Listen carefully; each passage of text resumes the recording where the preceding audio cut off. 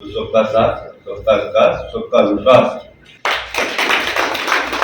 BJP leader Hanif Ali को दोबारा central वक्फ council का मेंबर नामजद किए जाने पर बीजेपी रियासती माइनॉरिटी मोर्चा सदर अफसर पाशा ने इन्हें तहनीत पेश की और मुबारकबाद देते हुए इन्हें ख्वाहिशात का इजहार किया।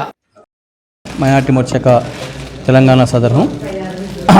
अपने माइनॉरिटी मोर्चा के शान निशान अली जनाब हनीफ अली साहब को दोबारा सेंट्रल वक्फ काउंसिल मेंबर चुना गया है।